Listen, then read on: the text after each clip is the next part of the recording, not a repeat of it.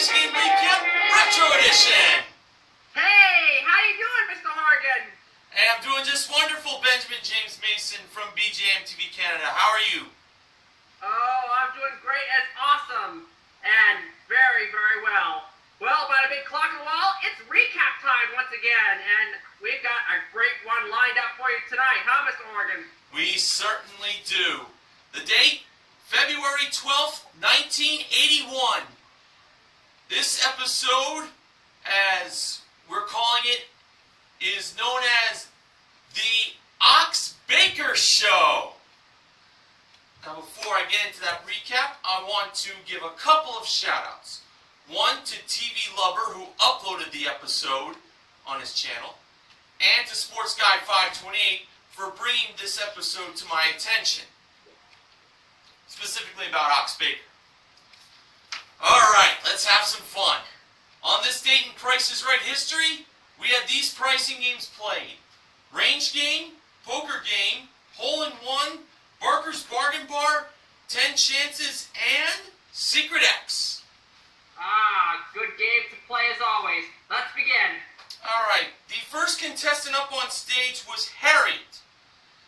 Her bid was $900 on an AMF Alcourt Sunfish sailboat with a supply of Pepsodent toothpaste. That was modeled by the Happy Holly Hallstrom. The actual retail price of the sailboat was $1,095. Harriet played Range Game for a chance to win a wrought iron and brass solid hardwood counter Baker's Rack. That was modeled by the dazzling Diane Parkinson. Now, this Baker's Rack was at least $4,600, but no more than $5,200. Now we got to know a little bit more about Harriet before the game began. We found out that Harriet is a high school teacher in San Fernando Valley. Now, Bob and everyone else in the audience wanted to ask Harriet a question, and that was, why wasn't she in school? Well, Harriet claimed that she was playing hooky on that day. And That's a good question and a good answer and a good reason, too. I don't know why anybody would be in school on a day like this. I mean, 11 a.m. each morning is the best hour of the day. indeed it is, because of TPIR on the East Coast. You know, other time zones, they have it like at 10 a.m., 9 a.m., 8 a.m. You catch me. Anyway, well, the principal of the high school that Harriet teaches is a male, a gentleman, and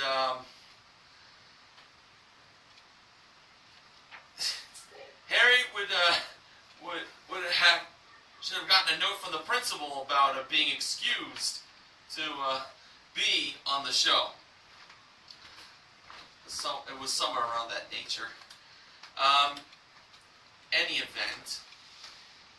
Now, if Harriet won the range game, she'd win her prize. If she lost, well, she'd have to give an excuse to the principal on why she was not in school teaching. Alright, now, when the $150 rangefinder went up the scale, Harriet forcefully stopped that $150 range between about $4,670 and $4,820. Bob said that when lady contestants stop the rangefinder, they don't really hit it as hard as Harriet did. She really had it. She really hit her hand on that stop button. That's right. Okay, now it was time to have the actual retail price light up in the dark green strip. Well, when it was time for the actual retail price to be lit up by Harriet saying, light it up. The price was $4,800.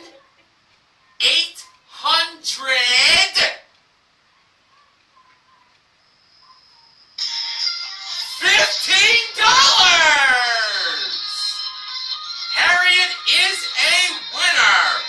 And during her little celebration, she was saying, I'm clear, I'm clear. Bob was wondering, what did she mean by that? Well,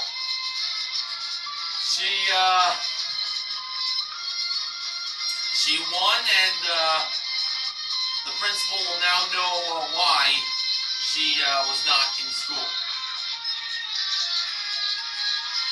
All right. And now Benjamin James Mason. It's time for pricing game number 2.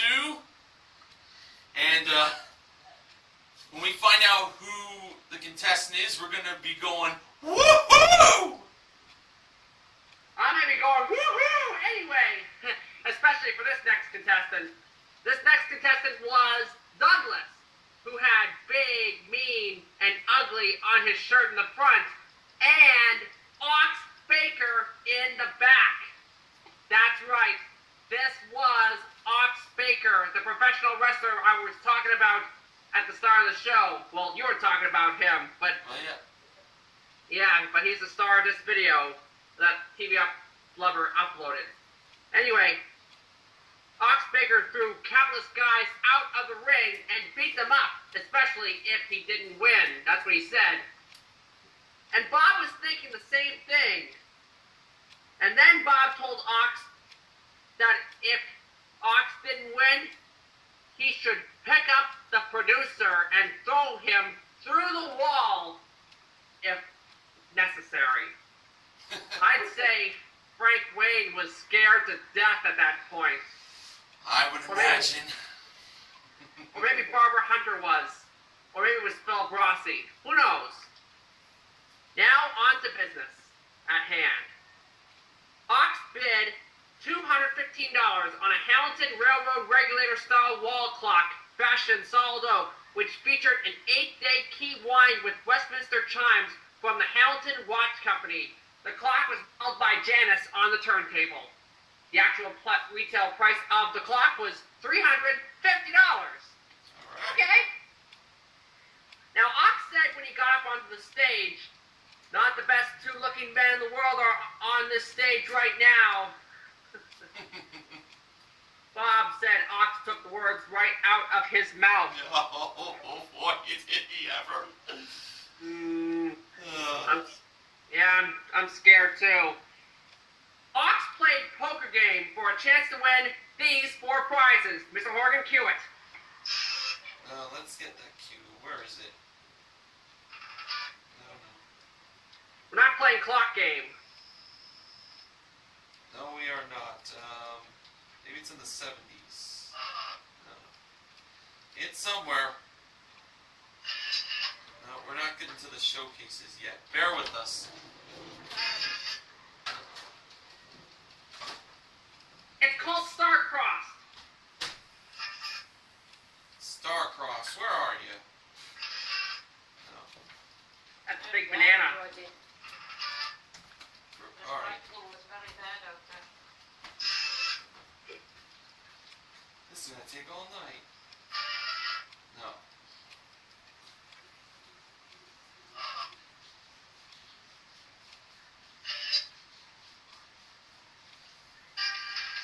Alright, I think that's it. That's it.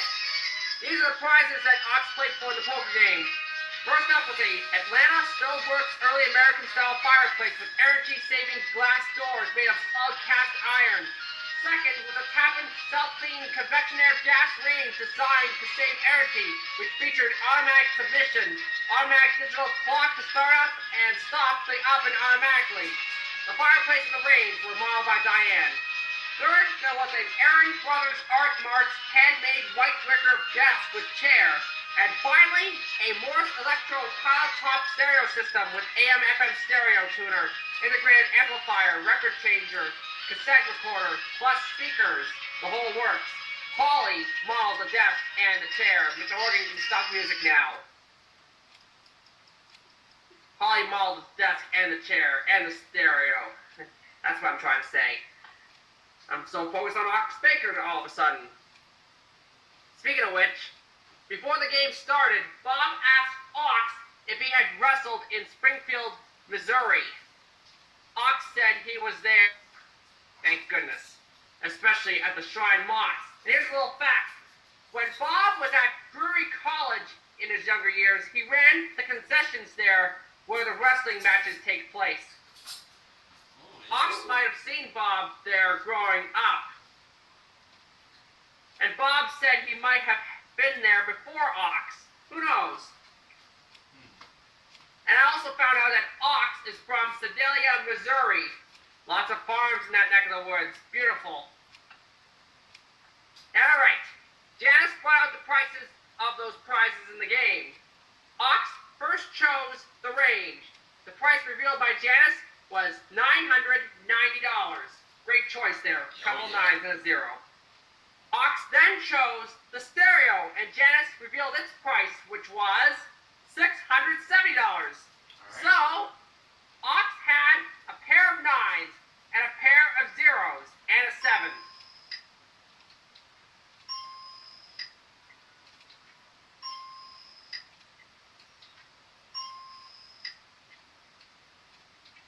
Ox decided to...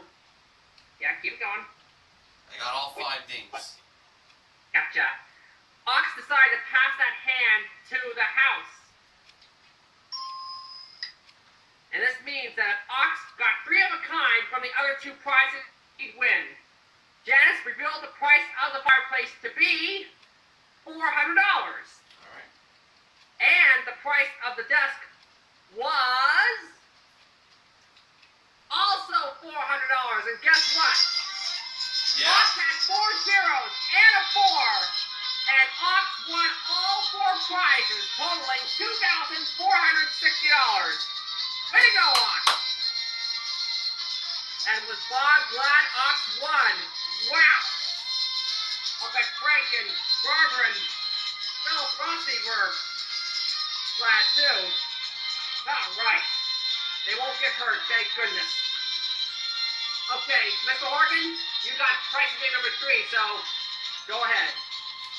Alright, I'm glad Ox Baker put Poker Game down for the count and got the win. Alright, the third contestant up on stage was Rosalie. She bid $1,000 on a Kremitz Jewelry 18-karat gold diamond ring that was presented by Holly in the middle of contestants' row. The actual retail price was $1,100. Rosalie was off by $100. Good bid. Yeah, pretty good bid there. Now, Rosalie played hole-in-one for a chance to win a Chevrolet camper van transfer. I never heard of that car. I've seen those camper vans actually from Chevy. I think my dad used to have one, if I'm not mistaken. Well, it was modeled by Diane, and this was a prize worth, you ready? $14,132.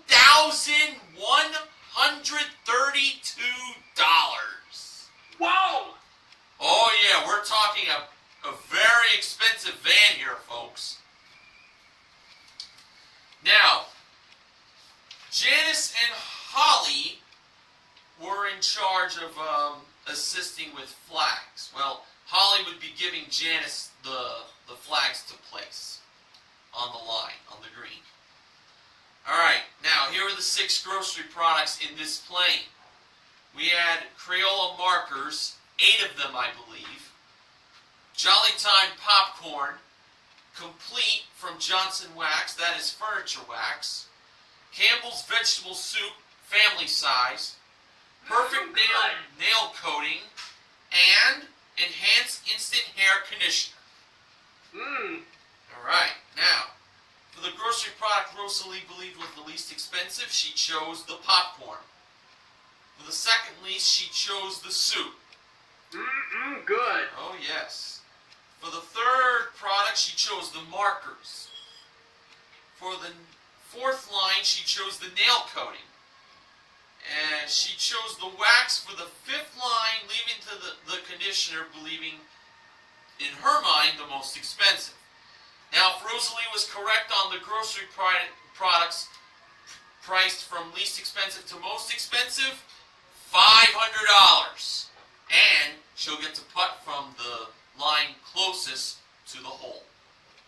Yep, I see Benjamin James Mason with this calculator showing 500. All right, let's see how Rosalie did. Price of the popcorn, 35 cents. The soup, 65 cents. Price of the markers, $2.22. Ooh, what a jump. All right, the nail coating, $3.75. So, Rosalie was getting closer. Now on to the price of the wax. Well, Janice got a little bit too excited and she revealed the price before Bob told her to. And the price turned out to be $1.89. So Rosalie was putting from the fourth line, which is not bad. Now, Bob did his very famous inspirational putt, and the inspirational putt went something like this. Well, Bob lined up his putter and the ball. When he made his putt, it moved a little far to his left. Bob claimed that he has gotten, I believe, 7 out of 10 at the time. Well, up to that time. He got 7 hole-in-ones, but he missed 3. Well, 7 out of 10. And he was mentioning, like 2 out of 3 or 5. But he had a little bit of a tongue twister there. All right, now it was up to Rosalie to sink that ball into the hole to win the van. All right. When Rosalie hit the ball to make her putt, well, she did put a little force into it, but unfortunately, the ball moved over to her right and she missed.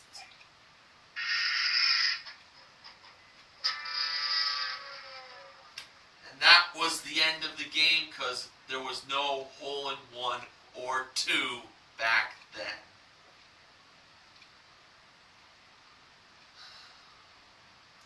All right, Benjamin James Mason, you once again have the floor for pricing in result number 4.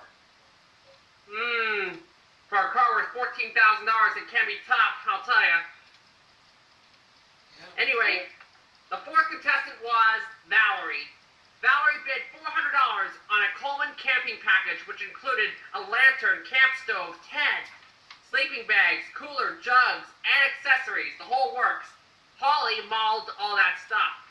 The actual retail price of the camping equipment was $429. Valerie was off by only $29. That was a good bid there. Oh, yeah. I should also mention that Aurelia, is that how you say her name? The last contestant to come on down bid $1 to start off. And she assumed the others would go over as well. See, usually the last bidder bids $1 for strategy. Yeah, of course. But can you imagine if it would be like this? $1, $2, $3, $4, all the way down the line. That'd be a sight for sore eyes, wouldn't it? I would love to see that happen one day. Me too.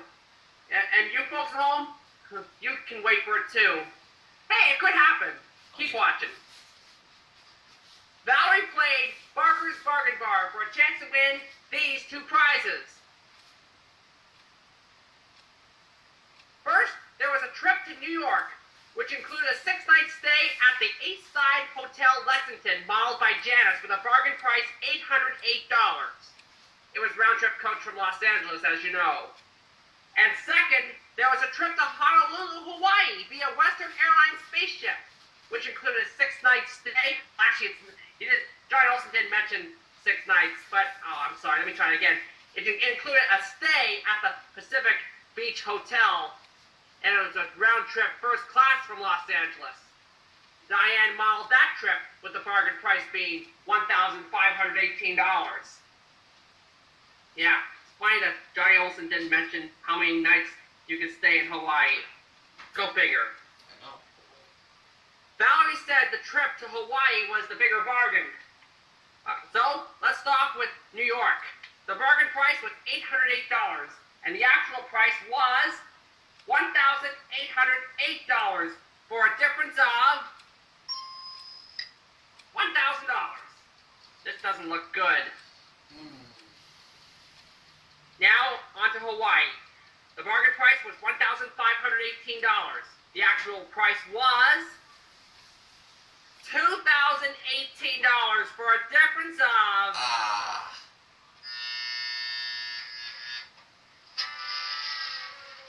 For a difference of $500. Should have went with New York. But before she left, Valerie did give a card to Bob, which was nice of her to do, I must say. Oh, yeah. All right, Mr. Horgan, take us to price game number 5, will ya? Absolutely. I wish we had known what that card said, but I guess we'll never know. All right. The 5th contestant up on stage was Donna. She bid $525 on a Corello rolling bar globe. Yeah, that's right, folks. This was a globe that has alcoholic drinks inside. You can have your own bar in it. Wow. That was modeled by Diane.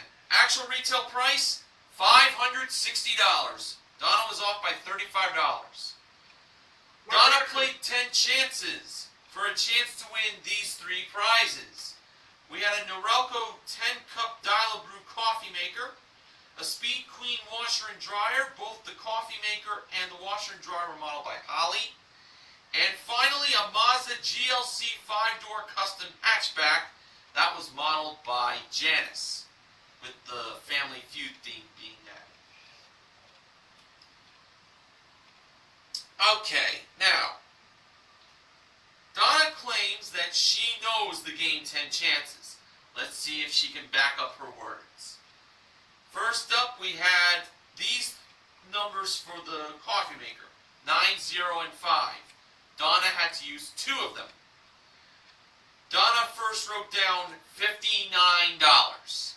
Was that right? Nope. For Donna's second chance, she wrote down $50. Was that it? It was.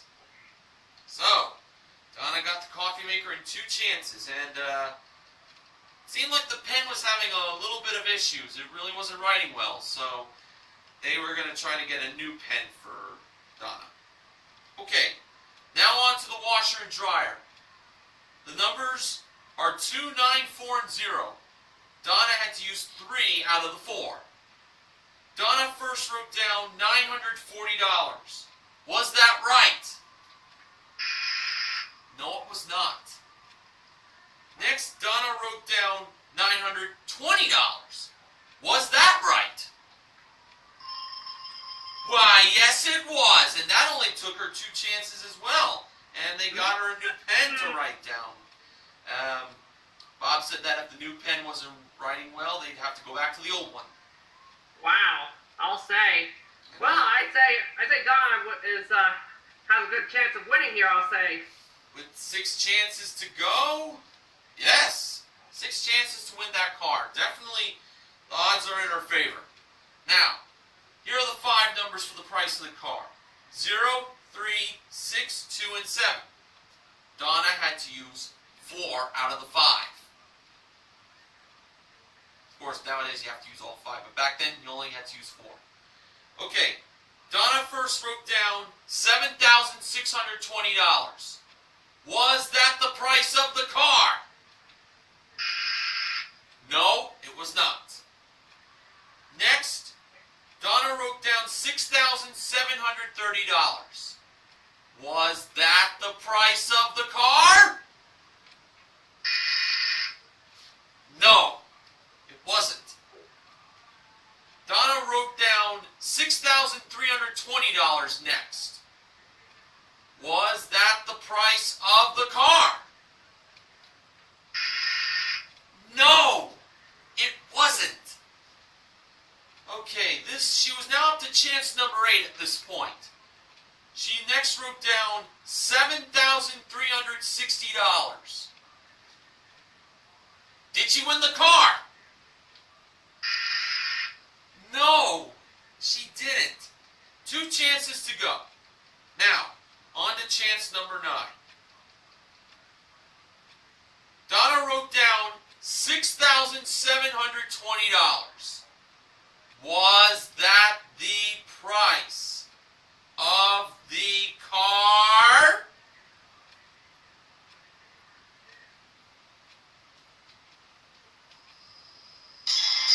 It was!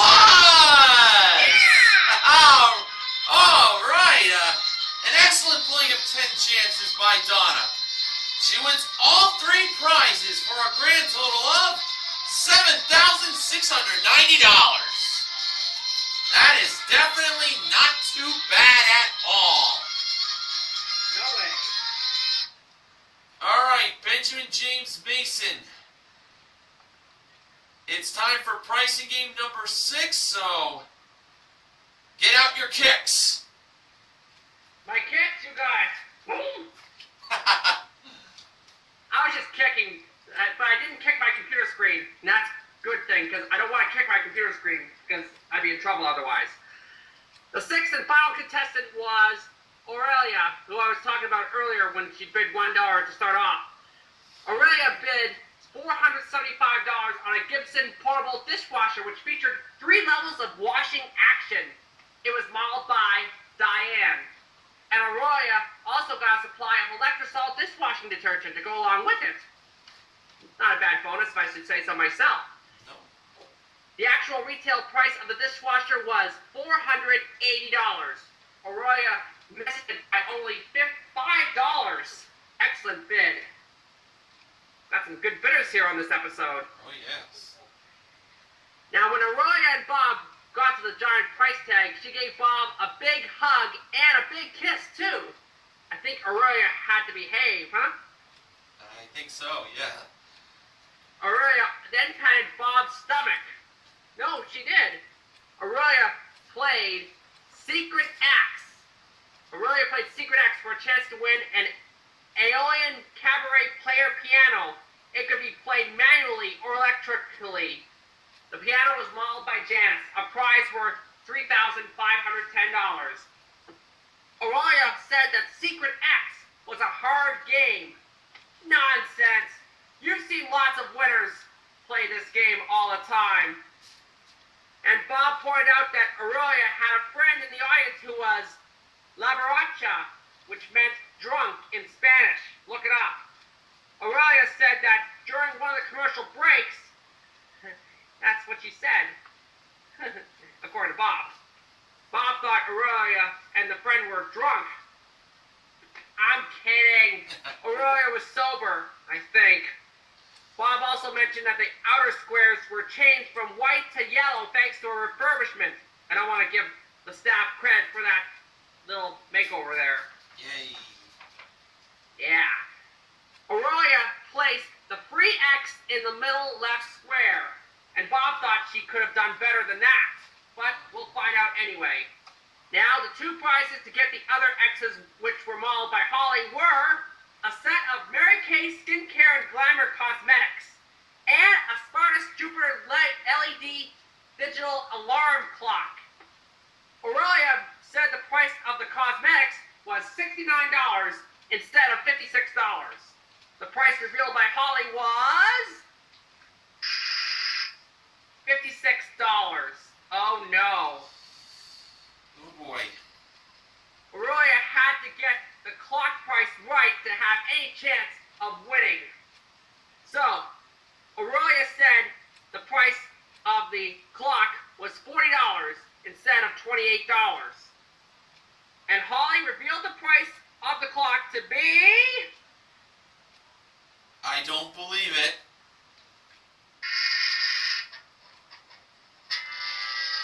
$28!